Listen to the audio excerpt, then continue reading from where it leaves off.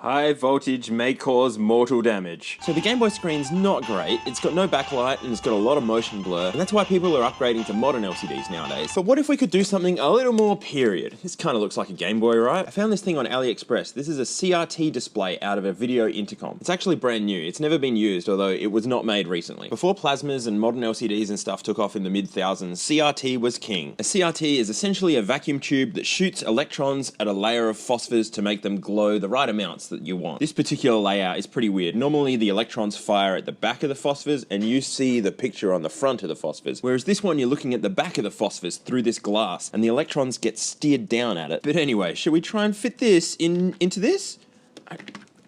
I think it could work. Screws out. And what do we got? Alright. It's been a long time since I've been inside a Game Boy. Let's separate those two bits. Motherboard out. So here's what's in a Game Boy. This is the motherboard. This is where everything happens. This barely has any electronics on it at all. This board is basically a controller with the display and speaker attached, and then they just wire straight to this board. And even the motherboard itself is fairly simple. We've got the CPU here, which has a lot in common with the Z80. We've got 8 kilobytes of work RAM, 8 kilobytes of video RAM, and an audio amplifier. And that's it for the chips on here. Everything else is just accompanying componentry. I do have one big problem though, and that's that this LCD has absolutely nothing in common with an old TV, and this takes the same video format as an old TV. And sadly, the easiest way I found to overcome this was to buy a modern LCD conversion for the Game Boy, which included TV output. So I guess we're gonna learn to install that as well as connect to a CRT. I do like that it came with an aftermarket shell though, because this one looks trashed. Hi, Spedito, something. That's all the electronics for it. And look at this. This is an actual replacement front PCB. This replaces this entire thing. This is just a generic LCD, which they've turned on vertical. Installation of this kit looks fairly straightforward. Ribbon in there. We do have to remove the speaker from the other front PCB. That solders onto here. The other end of this ribbon goes into this one. These brown ribbon cables are very fragile, so I'm actually going to remove this from here while I plug this in, because I don't want to tear that off. That would be a very bad thing. These ribbon connectors have a tiny little flap that clamps the ribbon in. Now let's flip this over and plug this back onto here. I'm going to use my benchtop power supply just clipped onto the battery terminals, because putting batteries in right now is not possible. Let's see what happens. Well, we got something. Doesn't look very good. I wonder why. I can see why. Because I'm very silly, that's why. And hopefully I didn't kill anything just now. I didn't pay enough attention to what was going on, and I've actually plugged this in upside down. Oh dear, this is not a good start. Power on. Oh, that is a good start. That's awesome. But we're not going to use that screen. I want to use this guy. However, to do that, oh dear, there's options here somewhere. How do I do the options? There we go, OSD. So, this is why I bought this kit. TV on.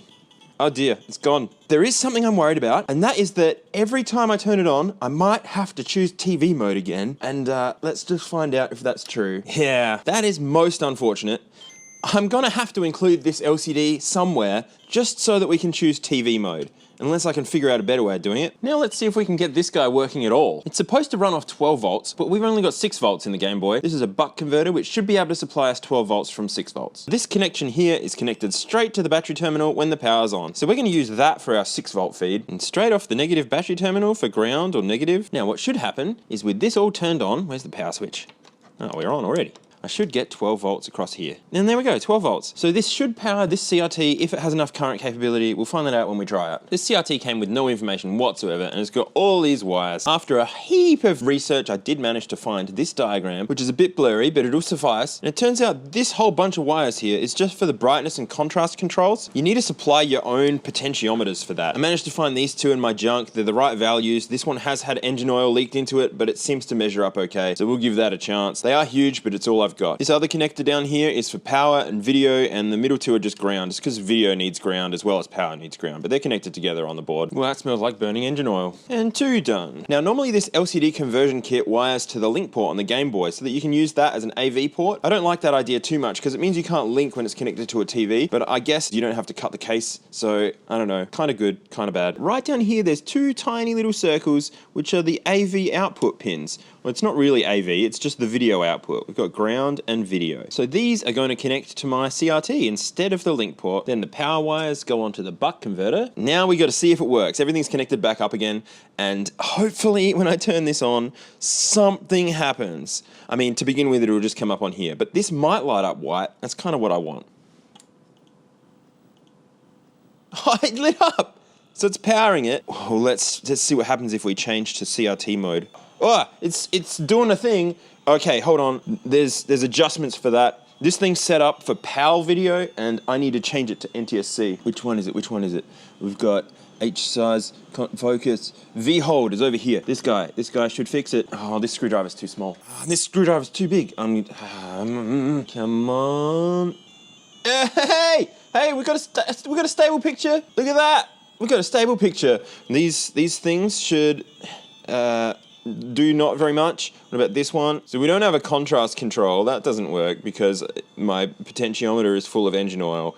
But I see the picture. I'm happy. I'm good. That's good. With a bit of adjustment, it's looking okay. There's a lot of interference here. These buck converters are actually pretty garbage. So that's generating a lot of noise, electrical noise. You can hear the noise through the speaker too. Might be the buck converter, might be the CRT. I don't know. We'll just leave it like that though. Sounds like a Vectrex. Those are cool. I'm determined to get this thing to boot straight to the CRT. I don't want to use this LCD at all. It's going to be super annoying. So I've been researching the stuff on this board. This chip here is a TV encoder chip. It takes digital video and outputs analog video, which is what this uses. I searched and searched and searched. All I could find was a product description. I really needed to know what all the connections were for this, and I could not find them online. So I just had to go around and measure every single one with my oscilloscope and see if anything changes when I switch between the LCD and the CRT. Eventually I came across this very end pin here, which is very hard to see on the camera, but it's there, I promise. It's currently at 0 volts, which is where that line is at the moment. But then if I change over to TV mode, all of a sudden it jumps up to 5 volts. So there's a chance that this pin alone might be able to make this thing boot straight to the CRT. So I'm going to very carefully desolder this pin, lift it up and see what happens. Well, here goes. No. Does TV mode still work? No, so all I've achieved there is making the CRT not work at all ever. Okay, new plan. I've decided to make something that will electronically press this button down for 3 seconds, click down twice, press enter again, click up once, and then press enter again. Every single time this thing turns on. And the best way I can think of to do that is using a microcontroller, an Arduino or something like that. Except I have no programming knowledge whatsoever, but luckily I know people. So I sent a list of all of the microcontrollers that I've got to a friend of mine, and we decided on this guy. This is actually a Wi-Fi development board, but we're not going to use the Wi-Fi. It's just going to sit there and do nothing. He wrote me a program based on what I wanted, so all I had to do was send it to the board, and now we're going to wire it up and hopefully it works. Now this has a bunch of pins on the bottom. I don't need those, so I'm going to get rid of them. So I've got all the signals and the ground wire connected up. I need to find somewhere to connect the power wire to. Ideally this thing would like 5 or 6 volts. That would be good. Just going to have a look at what powers this power light. If I measure straight across this LED, I get 1.75 volts. That's fine for the LED, but it's no good for this board. But if I go a couple of steps back, we find out that these components here are what are stepping down that voltage. So I can go to here and I get 5.66. That's fine. That's straight off the battery, I reckon. Now, just maybe this will work. There's a 50-50 chance that it's going to be clicking that wheel the wrong direction and this is not going to work. But hopefully, even if the menu comes up, that'll be great. Or just the LCD doesn't work at all. That's right. What if we go all the way back in time and put this screen back on? Then what happens? I am worried. This board here takes the battery voltage, whatever that is, it can be anything from about 2 volts up to 6 volts, and converts it to 5 volts for the logic board and minus 19 volts for the old LCD. Thankfully, the schematic for the Game Boy is available online, so I managed to figure out that this power board is not outputting the 5 volts that it's supposed to. I don't know why that's decided to die on me, or even if it's a problem with the motherboard still and it's just pulling this down. I'm just going to wire a jumper across it at the moment. We won't have any voltage regulation, but I'm using my benchtop power supply, so I can just set the 5 volts manually for now. The minus 19 volts isn't required because we're using a new LCD, not the old one. Okay, the game gonna boot? Ooh, something smells hot. It's not good. I don't want hot smells. Ow! Okay, think we're in for bad times. The part that's getting warm is the CPU. It's an important thing that should not be getting warm. My power supply still says no now. That CPU is dead, and that's really, really disappointing. Yeah, the CPU is dead. A dead CPU. Well, even with no CPU, I can test whether the LCD thing's happening and all of that. Yeah, so I've got no image, obviously, because the CPU's not running, so the whole thing's not running. And this power board works now, so it wasn't the power board that was at fault. The CPU has fried. Seems like the Arduino didn't work either, so that's great. Well, after a whole bunch of back and forth with my programmer friend, and me figuring out exactly what one notch on this wheel does, watch this. Still garbled, because we've got no CPU. Yeah, look at that. It switches to the CRT without me touching anything. All right, now on to the biggest problem we've got, this guy here. I do have a whole bunch of Game Boys for spare parts, but not a single one of them has a motherboard. None of the complete Game Boys I have are ones that I want to take a CPU from. And that's where this guy comes in. Now, before you get all upset, because this is a really nice one, I'm not getting rid of this one for good. I'm just going to borrow the CPU. I've got a really nasty condition one on its way from my friend Osti at King Kaiju Collectibles. Once that arrives, I'll take the CPU from that and put it back in to make this one a nice working one again. But what even is this? This isn't a Game Boy. This is a Super Game Boy. This connects to a Super Nintendo, so you can plug your Game Boy games in the top, and then you get to play your Game Boy games on your TV. Or in this case, on a terrible reversing camera LCD. Inside the Super Game Boy is this SGB CPU. It's nearly the same as the DMG CPU that's inside a Game Boy. It does do some stuff that the original Game Boy won't use, but it can solder straight onto the motherboard and it'll work flawlessly, except you miss out on the Nintendo boot screen, which does speed up boot, which is good, but I like that pling at the beginning. I just don't have a choice now. Even for desoldering, you want lots of flux, and then a bit of hot air, and we'll see if we can lift this straight off. Whoa, that came off very quickly. And we cook it down onto the Game Boy motherboard. Once it's cooled, I get my microscope out and realize that half of the pins aren't actually connected, and it's time to solder those all down by hand. This could be the first time that it works properly, booting the game and switching to the CRT. The game will start running before it gets to the CRT, but hopefully that's okay. Please, please. It works! Yes! That's so good! Oh man, I was so worried when that CPU stopped working, but I've just saved it. All right. We gotta do some assembly. Oh, actually, there's one more thing. I need to know if this board actually boots without having this LCD connected. Ready? Yeah, yes it does. Excellent. Okay, that's so good. Well, I want it to look something like this. So first we're gonna have to do some careful modification of the case.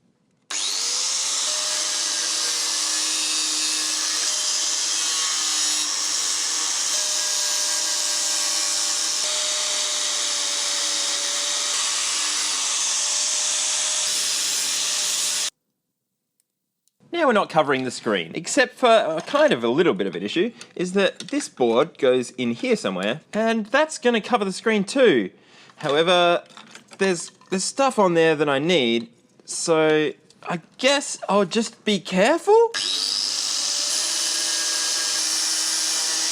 There's a few things I'm going to have to reconnect now, but that's okay. A few traces to uncover so I can solder to them. Got some pretty rainbow wire this time. There we go. Now I can put the controller parts together.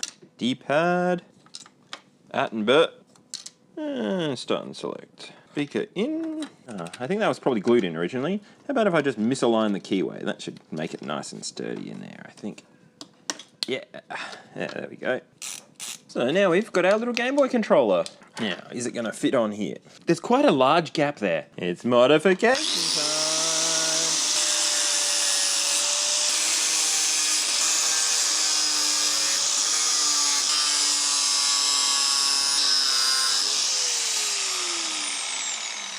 Yeah, there we go.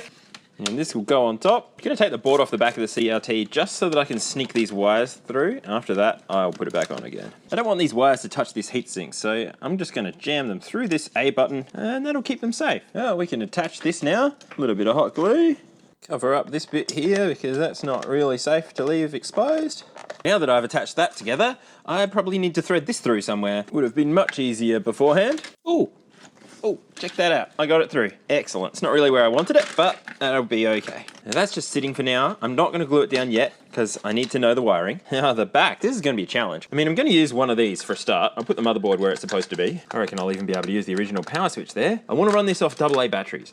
It'll probably run for like 3 seconds, but I want to do it. Power board's going to have to relocate back to where it started out. Ooh, I just saw a spark then. Nothing's connected to power though. Must have been a capacitor somewhere. Hopefully that's not what killed the CPU last time. Just horribly tacking this back onto the other side because I can't be bothered clearing out the holes and doing it properly. Now we can come back here. Stop running away. Now I can stuff this board back down in where it belongs. Well, the video board seems like it wants to go here. So it's glued there now. And this board wants to be here. Ooh, I hope I don't short anything out. Let's just be careful when we push this down, I think. Oh no! Oh no!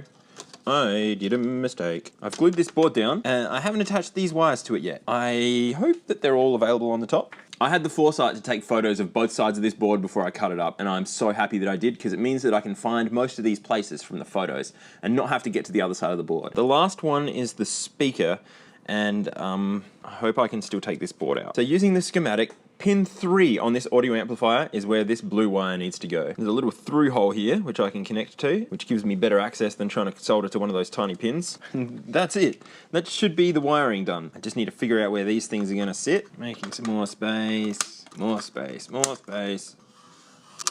Ah, that hit my hair, which hurt heaps, of course, being hair and not having nerves and all. Ooh, I think I found space. Hot glue for you. And I'm a little bit worried about using hot glue for this guy because it gets kind of warm and it might de-hot glue itself. So I'm just going to use double-sided tape instead. It's probably going to still lose its stick with heat, but at least I tried, kind of. Maybe you can have some hot glue too. So I've got a slight gap to fix on this side too. I wonder if I can just carve out the other half of the casing like I did before.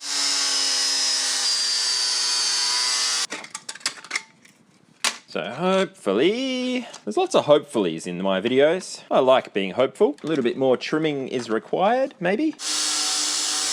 Cut out for the headphones. I still don't know where these are gonna go. I didn't even think of that until right now. Are they gonna fit in here somewhere? I don't even know. Here we go, this is looking like a thing. That'll sit there. This will sit over here. Maybe I can hide up here. Yeah, that's a good spot back up there. Before I do the final assembly, I want to see if it still works. I think that's important. This is the first time we've run this on batteries, so I'm not certain that it'll work. I'm just really hoping. On. Oh, that's not great, I'll be honest. I'll see if the batteries just aren't strong enough. Hey, see if Energizer Max Plus is better. Oh, oh. Yay, it's running off batteries. Whoa, let's turn that off before I use up my whole 1/2 of 20 minutes. It's assembly time. For some reason the AC adapter plug doesn't really line up. Might be because I don't have any screws in the motherboard. Just a suspicion that I have got. Got a connector here, which may fit. Yep, so I'm gonna just leave that in there while I glue it all together, and then it should all be fine, right? Gluing in the motherboard, gluing in the everything. Glue, glue, glue, glue, glue. Ouch, ouch, ouch. Hot gluing myself. Seems to happen every time. Don't want to hot glue the volume. Ow, ow, ow, ow, ow. Okay, I've hot glued myself a lot. This is enough for this video, alright? That's the last hot gluing myself. No more hot gluing myself this video. Ah, I've blocked up the headphone. Oh, I've hot glued myself again. Ooh, I do need to check that the controls work. Looking good. Start works. I can duck, that's good. I can't really test up, but if all the others work, then it means that it's probably fine. Yeah, every button works. It's kind of fun playing a Game Boy with an external controller. I should really shorten these wires, but I'm hoping I can just jam them down in here instead, because that'll be easier. And a bit of hot glue. I actually did manage to fix the part with the engine oil in it. All I had to do was crimp one of the terminals a bit better. So we're keeping that in there. Now I've still got this mortally dangerous box sticking out the corner here. I really need to cover it with something. I reckon this will probably do it. Ooh, I need to go even closer, I reckon. Yeah, excellent. No more mortal danger. Well, probably. Got a few stringy bits to pull off before I'm happy with it. Look at this masterpiece. How good is that? It is a little bit of a handful, I'll give you that. But how good is it? Wait a minute, wait a minute. We gotta have this on there. Except it's not dot matrix anymore. It says CRT. Yeah. We'll put the bottom one on too, shall we? Yeah, that's how you know it's Game Boy. Got the Game Boy bezel. It actually kind of looks better. That's amazing. The screen's gone a little bit skew-if, but it's still actually better than the dot matrix display. And most of that interference we saw before doesn't even seem to be there anymore. I wonder how long the battery lasts for. I'm hoping I can at least finish a couple of levels. That would be excellent. This is actually going okay. I kind of expected this to only last a minute or so and then switch off. But it's actually, I mean, I'm on level 2. Oh, there it goes. Now it's boot looping. So the battery life isn't very long. Well, I'm glad I left that AC adapter input because 4 batteries is not enough for this thing to run. They're actually kind of warm too, and they are good ones. They're expensive ones. So there it is, the CRT Game Boy. The screen is legitimately good. It actually looks better than the original dot matrix screen, and you can play in the dark. And it looks even better in the dark, actually. Look at that. It's got at least a couple of minutes of battery power, and if you've got really big pockets, you might even be able to put it in one of them. It even has a constant buzzing noise through the speaker, regardless of whether the volume's up or down. It has so many features. Alright, so there's tons of reasons why nobody made any handheld game consoles with CRTs in them back in the day. But I just did, and I love it, even if it is quite a bit crap. So I've been collecting video games forever, and I'm still buying stuff all the time. If you want to see everything that I get, I post a photo on Floatplane. It's only $1 a month, and I'll see you there. Links in the description.